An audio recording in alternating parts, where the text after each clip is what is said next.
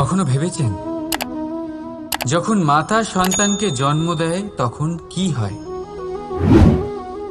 9 মাস গর্ভে ধারণ, প্রসবের তীব্র যন্ত্রণা, যে যন্ত্রণা এতটাই ভয়ানক হয় যে মনে হয় সন্তানের জন্মের সাথে মাতারও এক নতুন জন্ম হচ্ছে। আর এই জন্মের সাথে শেষ হয় মাতার যন্ত্রণার। কিন্তু যদি আপনি আপনার দৃষ্টিভঙ্গি পাল্টে দেখেন তাহলে আপনি বুঝতে পারবেন যে এই যন্ত্রণার অন্ত এক অপার আনন্দের প্রারম্ভ সন্তানের, আর সন্তান মাতা পিতার জন্য সুখের প্রারম্ভ। জীবনের সাথে এটাই হয়। আমরা কখনো কখনো কোনো সম্পর্ক বা পরিস্থিতির যন্ত্রণার অন্তের জন্য এত বিচলিত হয়ে যাই যে সেই আনন্দের প্রারম্ভ আমরা দেখতেই পাই না। মনে রাখবেন, যন্ত্রণা আনন্দের প্রারম্ভের লক্ষণ মাত্র। রাধা রাধা। নদীর জল মিষ্টি হয় আর সাগরের জল হয় নোনতা, আর কোনো নালার জল দুর্গন্ধে ভরা হয়। কেন? নদীর জল মিষ্টি হয় কারণ সে সকলকে জল দেয়, সাগর জল নেয় আর তাই জন্য নোনতা হয়। আর নালা সে বওয়া বন্ধ করে দেয় আর সেই কারণেই তা দুর্গন্ধময় হয়ে ওঠে, সে কাজের অযোগ্য হয়ে ওঠে। আমাদের জীবনেও অনেকটা এমনটাই হয়ে থাকে। যদি নদীর মতন জীবনে কিছু দিতে শেখেন তাহলে জীবনে মিষ্টত্ব বজায় থাকবে।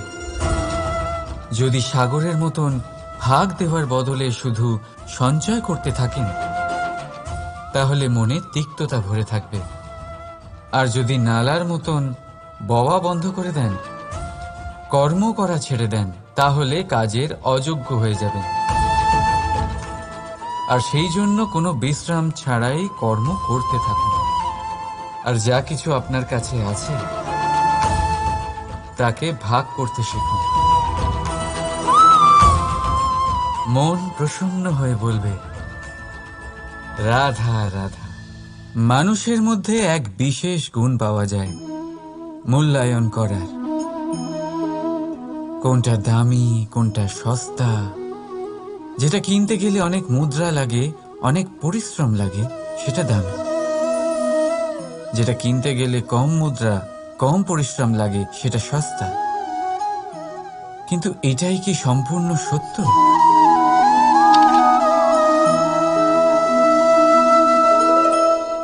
এখন আপনার সামনে একটা পাত্র আছে যাতে জল ভরা আছে, আর একটা সোনার মুদ্রা। বলুন, এই দুই বস্তুর মধ্যে বেশি দামি কোনটা?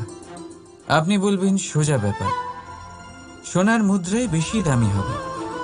এই সোনার মুদ্রা দিয়ে আপনি এরম অনেক জলের পাত্র কিনতে পারবেন। চলুন, ঠিক আছে।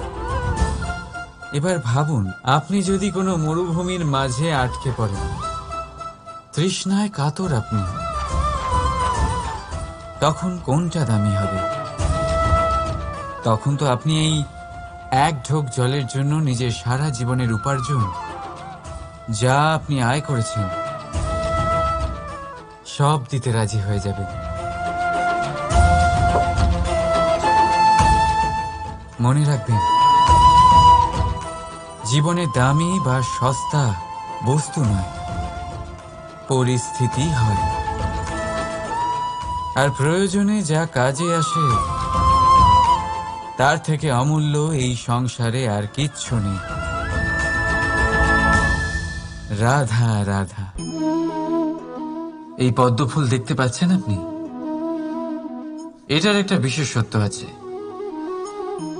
জলের স্তর যতই বেড়ে যাক, এই ফুল সব সময় জলের ওপরেই ভাসে। আর এর কারণ হচ্ছে এর এই মৃণাল। যখনই জলের স্তর বাড়ে ঠিক তখনই এই মৃণালও বাড়ে, আর এই ফুলকে জলের ওপরে ভাসিয়ে রাখে। কিন্তু যখন জল কমে যায়, এই মৃণাল কমতে পারে না, আর তখনই নিজের সাথে এই ফুলকেও নষ্ট করে দেয় সে। মানুষের সাথেও এরকমই হয়। দেখুন, মানুষ যত সমৃদ্ধ হতে থাকে ততই তার জীবনের স্তর বাড়তে থাকে, তার ইচ্ছেগুলো, তার প্রয়োজন বাড়তে থাকে। কিন্তু জীবনে কৃতিত্ব কমতে থাকলেও তার প্রয়োজনগুলো কমে না। আর তারপর এই পদ্মের মতোই মানুষও ভেঙে পড়ে। তাহলে কি করা যায়? কি করা যায় এই পরিস্থিতিতে? জীবনের স্তর বাড়ানো ছেড়ে দেবেন? কখনো না। কিন্তু জীবনের স্তর বাড়ানোর সাথে সাথেই নিজের আত্মশক্তি একত্রিত করুন। সংকটের মুহূর্ত এলে আপনি আপনার জীবন কিভাবে কাটাবেন তার অনুশীলন করুন। কারণ জীবনের স্তর আর জলের স্তর বাড়বে আর কমবে, কিন্তু এটা আপনার ওপর নির্ভরশীল যে আপনি এই দুইয়ের মধ্যে সমতা কি করে ধরে রাখবেন। রাধা রাধা। এই হিরেটা দেখতে পাচ্ছেন আপনি? লক্ষ কোটি বছর ধরে পৃথিবীর গর্ভে থাকার পরে এটা এতটা শক্ত হয়ে ওঠে, কিন্তু যখন খনি থেকে একে বের করা হয় এটি কয়লার মতোই থাকে, সাদা, শক্ত, নিস্তেজ। কিন্তু যখন একে পালিশ করা হয় তখন এটা তেজ লাভ করে, আর ঠিক তখনই এর মূল্য বৃদ্ধি পায়। সংসারে মানুষের সাথেও ঠিক এমনটাই হয়ে থাকে। মানুষের বুদ্ধি, মেধা, অভিজ্ঞতা সেই বছরগুলোর জন্য বৃদ্ধি পায় না যে বছরগুলো আমরা জীবনে কাটিয়েছি, বরং সেই মুহূর্ত থেকে এ ফুটে ওঠে যখন আমরা কষ্টের সম্মুখীন হয়েছি, বিপদের সম্মুখীন হই, সংকট পেরিয়েছি, ছলনা আর ক্লেশ সহ্য করেছি। এই জন্য যদি আপনার জীবনে আপনি সংকটের সম্মুখীন হন, বিপদ আসে, কষ্ট আসে, তাতে একেবারেই ভয়ভীত হবেন না। তাকে আহ্বান জানান, কারণ এই পরিস্থিতিগুলোই আপনাকে অভিজ্ঞতা দেবে যা আপনাকে উন্নত করবে। রাধা রাধা। প্রকৃতি প্রত্যেক জীবকে অনুভূতি দিয়েছে যাতে সে নিশ্চল না হয়, কোনো না কোনো কর্ম করতে থাকে। আর সেই অনুভূতি হল খিদে। পশু, পক্ষী, প্রাণী পরিশ্রম করতে থাকে নিজের খিদে মেটানোর জন্য, কিন্তু অন্য জীবের মতো মানুষের খিদে কি তার পেট অবধি সীমিত থাকে? পেটের খিদে মেটাতে মেটাতে কখন যে এই খিদে মন আর মায়ার তৃষ্ণায় রূপান্তরিত হয় আমরা বুঝতেই পারি না। আর বেশিরভাগ ক্ষেত্রে এই তৃষ্ণা অর্থ সংগ্রহ করা অবধি সীমিত থাকে। নিজের জীবন ধারণ ছেড়ে কার জন্য এই অর্থ সংগ্রহ করছেন আপনি? আগামী প্রজন্মের জন্য। বড়ই বিচিত্র, তাই না? নিজের জীবন ধারণ ছেড়ে অর্থ সংগ্রহ করতে করতে নিজের জীবনের সুখ বিসর্জন দিচ্ছেন, আর আগামী প্রজন্মকে কাজ করার থেকেও আটকাচ্ছেন। পুত্র যখন কুপুত্র তখন কেন অর্থ সঞ্চয়? পুত্র যখন সুপুত্র তখন কেন অর্থ সঞ্চয়? নিজের সন্তানকে সংস্কার দিন, অর্থ নয়। যদি সন্তান সংস্কারী হয় তখন সে নিজের এক সংসার তৈরি করবে। যদি সংস্কারহীন হয় তাহলে আপনার বানানো সংসার এমনিই সে ভেঙে দেবে। জীবনে যদি কিছু সঞ্চয় করতে হয় তাহলে জ্ঞান সঞ্চয় করুন, প্রেম সঞ্চয় করুন, আর আমার সাথে ভালোবেসে বলুন রাধা রাধা। জীবনকে রথ বলা হয়, কিন্তু কেন? এখন আপনি বলবেন এই জন্য কারণ জীবনও ঠিক রথের মতোই চলতে থাকে। কিন্তু আপনি কখনো এই রথকে বোঝার চেষ্টা করেছেন? এই রথে সামনে ঘোড়া থাকে আর পিছনে চাকা। এই ঘোড়া হলো আপনার কর্ম, আর এই চাকা কর্মফল। এই ঘোড়া যেখানেই যায় রথের চাকাগুলি সেখানেই এগোতে থাকে। যদি আপনার ঘোড়া অর্থাৎ আপনার কর্ম শুভ সহজ পথে চলে তাহলে আপনার যাত্রাও আনন্দময় হবে। যদি কুকর্মের খারাপ পথে চলেন তাহলে আপনার যাত্রা খানা খন্দ দিয়ে ভরে যাবে। আপনার কর্মগুলিকে ঘোড়ার মতো নিয়ন্ত্রণে রাখুন। ফলের চাকা সর্বদাই আপনাকে মধুর পরিণামই দেবে। রাধা রাধা। সংসারে সব থেকে কঠিন কাজ কি? কেউ বলবেন পর্বত আরোহণ করা, কেউ বলবেন সাঁতার কাটা, কেউ বলবেন আকাশে ওড়া। কিন্তু বাস্তবে সত্যি কি এগুলি কঠিন? আসলে যদি দেখা যায় তো এগুলি কিছুটা আলাদা। যে কাজ আমরা করতে অভ্যস্ত নই আমরা তাকে কঠিন ভেবে নিই। যেমন সাঁতার কাটা আলাদা, পাহাড়ে ওঠার কলা আলাদা, আকাশে ওড়ার কলা আলাদা। যেমন কিছু মানুষ গণিত আর বিজ্ঞানকে কঠিন ভেবে নেয়, কিন্তু বাস্তবে এটা সাহিত্যের থেকে কিছুটা ভিন্ন, কঠিন নয়। দেখুন, এই সংসারে কঠিন কিছুই নেই, শুধু একে অপরের থেকে কিছুটা ভিন্ন। যেমন কোনো মানুষ হন, সম্পর্ক হোক, কারোর চিন্তাধারা বা বিচার বুদ্ধি হোক, কখনো কখনো আমরা বুঝতে পারি না, কারণ আমাদের চিন্তাধারা ও বিচার বুদ্ধির থেকে সেগুলি আলাদা। কিন্তু যদি এটা বুঝে নেওয়া যায় যে সেটা কঠিন নয়, একটু ভিন্ন মাত্র, তাহলে অনেক সম্পর্ক বাঁচানো যেতে পারে। রাধা রাধা। আপনি কখনো কোনো পাখি দেখেছেন? তীব্র বায়ু, ভয়ানক বর্ষা, হিংস্র জীব একাধিকবার তাদের বাসা নষ্ট করে দেয়, কিন্তু তাও সে ঝড়ের সাথে ঝগড়া করে না। সে কখনো বর্ষাকে হিংসে করে না, আর না সে হিংস্র পশুদের ওপর প্রতিশোধ নেয়। সে শুধু স্থান পরিবর্তন করে, অন্য কোনো শক্ত ডালে আবার নিজের বাসা বানাতে উদ্যোগী হয়, আর তারপর সফল হয়ে নিজের পরিবার প্রতিষ্ঠা করে।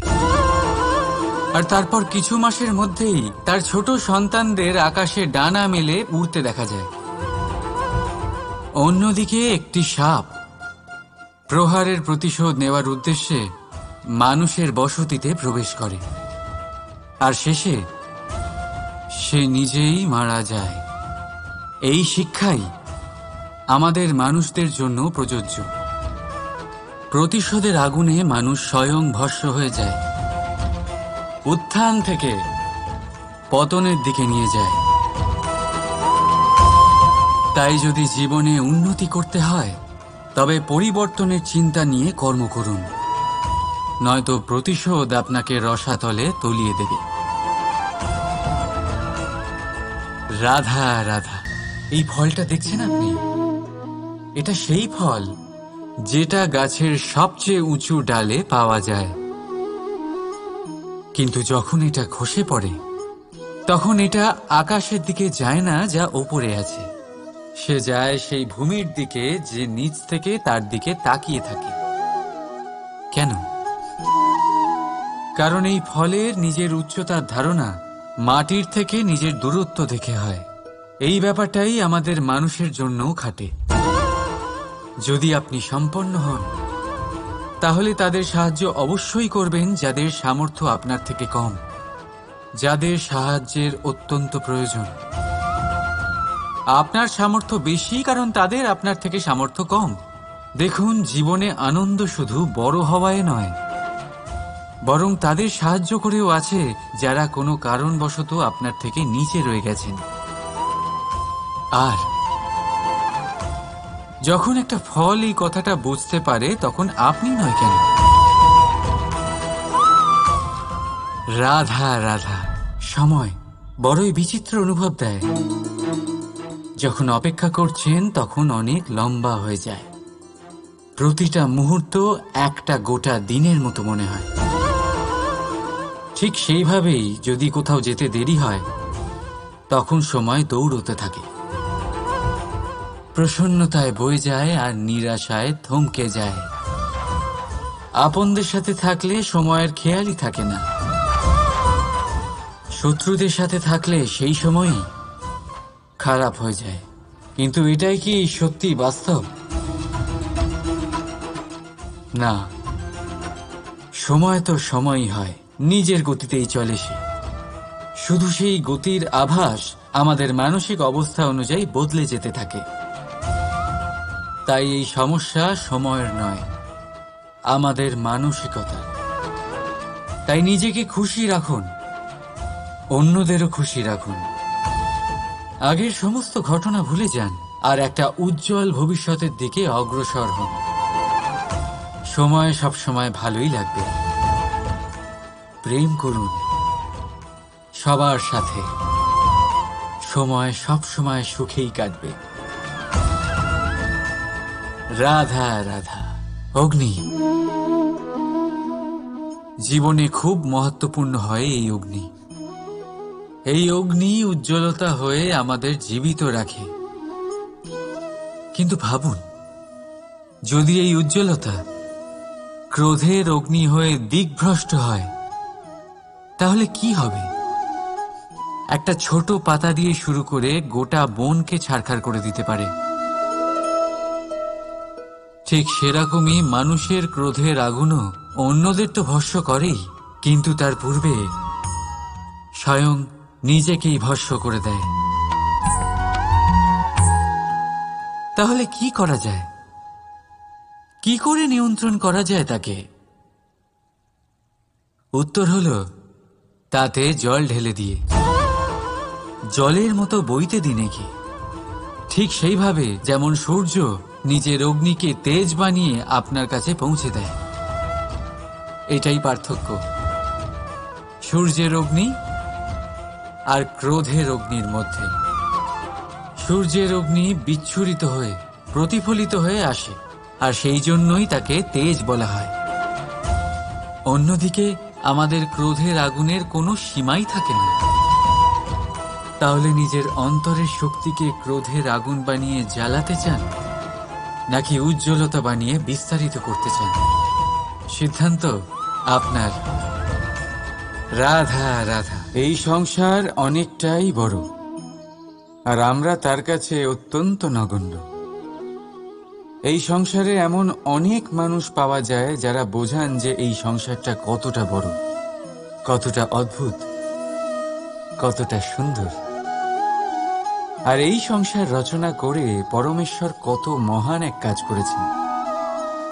কিন্তু আপনি এই জীবনে মাত্র কয়েকজন মানুষকেই পাবেন যারা আপনাকে এটা বলবেন যে এই সংসারে আপনি কতটা গুরুত্বপূর্ণ, আপনি কতটা অদ্ভুত। যদি আপনি তাদের সাথে থাকেন, তাহলে তারা নতুন কিছু সৃষ্টি করতে পারেন, এই সংসারকে আরো কতটা পবিত্র করতে পারেন। তাই এই সংসারকে গুরুত্ব না দিয়ে সেই মুষ্টিমেয় কিছু মানুষকে গুরুত্ব দিন, কারণ তারাই হলো আপনার আপনজন, আর তারাই আপনাকে সঠিক পথে চালিত করবে। মানুষকে তো বর্ষার স্রোতও বয়ে নিয়ে যেতে পারে, তাকে সাগরও ডুবিয়ে দিতে পারে, কিন্তু গঙ্গা জল সবচেয়ে বেশি শুদ্ধ, কারণ তার কয়েক ফোঁটা মানুষকে মুক্ত করে দেয়। রাধা রাধা। এ হলো একটা পাতলা সুতো। ভাবছি যদি এটা দিয়ে আমি পোশাক বানাই, তাহলে নিজের জন্য কত সুন্দর একটা পোশাক বানাতে পারবো। কিন্তু যদি এটা আমি... চিন্তা করবেন না,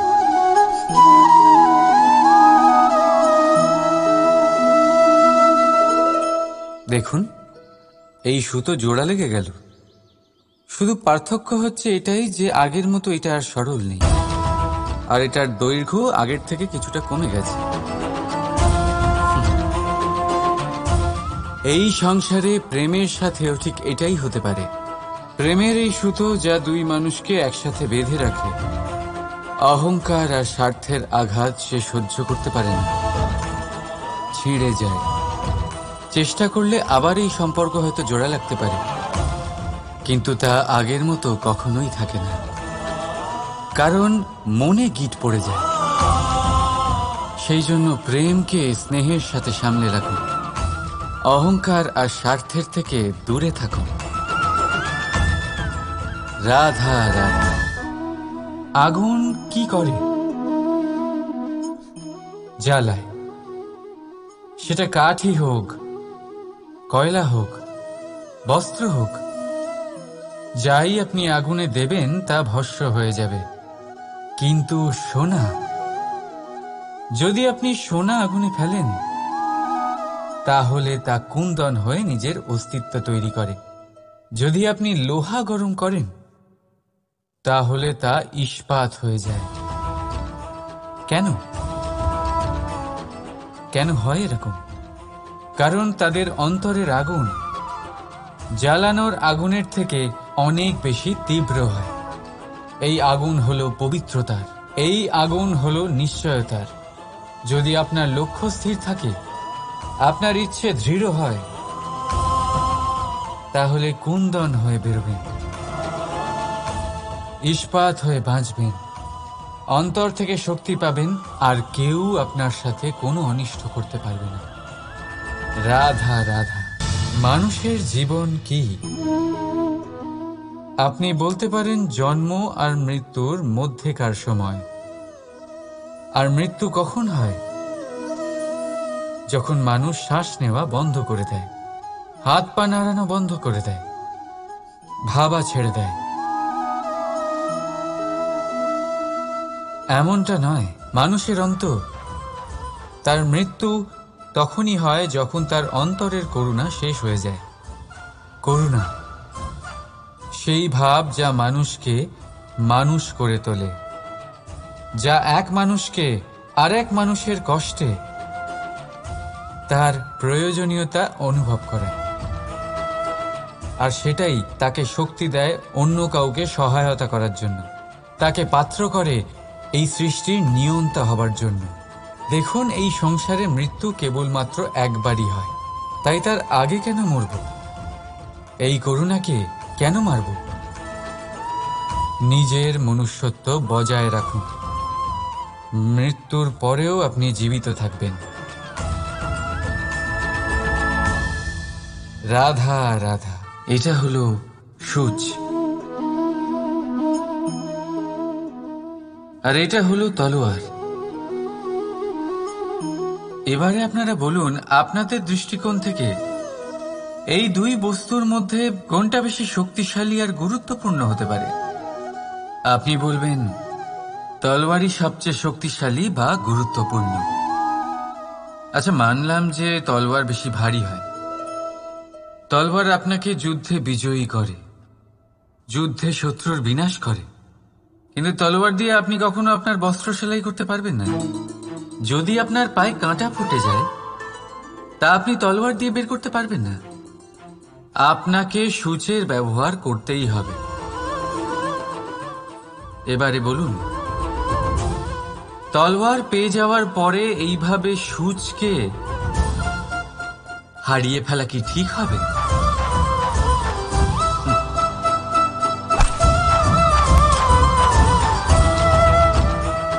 ঠিক সেইভাবেই জীবনে সম্পন্ন বন্ধু পাওয়ার পরেও আপনার সেই বন্ধুদের হারাবেন না যারা কম সম্পন্ন, দরিদ্র। কারণ তারা আপনার সাথে তখন ছিলেন যখন আপনি কিছুই ছিলেন না, আর জীবনে দরকার পড়লে তারাই আপনার কাজে আসবে, সম্পন্ন বন্ধু নয়। তাই যাকে ভালোবেসেছেন তার সাথে বন্ধুত্ব পালন করুন। চিত্ত আনন্দে জেগে উঠবে। রাধা রাধা। এই সংসারে সবচেয়ে বড় পাপ কি হতে পারে? কেউ বলবেন অসত্য, কেউ বলবেন ছলনা, আবার কেউ বলবেন লালসা। না, সংসারে সবচেয়ে বড় পাপ হলো নারী জাতির অসম্মান, নারীর মান ভঙ্গ করা। কারণ এই অপরাধ কেবল নারীর শরীরকেই নয়, বরং তার মন আর আত্মাকেও আহত করে থাকে। তাহলে এবার প্রশ্ন হলো, যে এই অপরাধ করেছে তাকে কি শাস্তি দেওয়া উচিত? কেউ বলবেন শারীরিক যন্ত্রণা, আর কেউ বলবেন মৃত্যুদণ্ড। কিন্তু এই অপরাধের শাস্তি নির্ধারণ করার আগে এটা জানার কি কোনো প্রয়োজন নেই যে অপরাধী আসলে কে? এখন আপনি বলবেন সহজ ব্যাপার, সেই পুরুষ যে নারীর মান ভঙ্গ করেছে। কিন্তু এ কি সম্পূর্ণ সত্যি? নিজের অপমানের জন্য, নিজের সম্মানকে নিজেই হারানোর জন্য কখনো নারী কি নিজে দায়ী হতে পারে না? ভেবে দেখুন, সম্মানহানির থেকে বাঁচার জন্য সর্বপ্রথম সম্মানের সীমার ওপর নজর দেওয়া প্রয়োজন। রাবণ সীতার হরণ এই জন্যই করতে পেরেছিলেন কারণ সীতা নিজের বোকামোর জন্য রাবণের সেই সীমা উল্লঙ্ঘন করা সহজ করে দিয়েছিলেন। কিন্তু অশোক বাটিকাতে সেই সীতাকেই রাবণ স্পর্শ পর্যন্ত করতে পারেননি, কারণ সে রাবণ আর তার মাঝখানে ঘাস দিয়ে একটা ছোট রেখা বানিয়ে দিয়েছিলেন। জীবনে না বলতে শিখুন। যদি কেউ আপনার সম্মানের সীমা পার করতে চেষ্টা করে তাহলে তাকে সেখানেই আটকাতে শিখুন। আপনার ওপরে ওঠা প্রথম হাত, প্রথম কটাক্ষ ওইখানেই আটকাতে শিখে নিন। তখন কোনো পুরুষের সাহস হবে না আপনাকে আবার অপমান করতে চেষ্টা করার, কারণ নারী জননী, পূজনীয়। তাই নিজেকে দুর্বল মনে করে আপনি অপরাধী হবেন না। রাধা রাধা।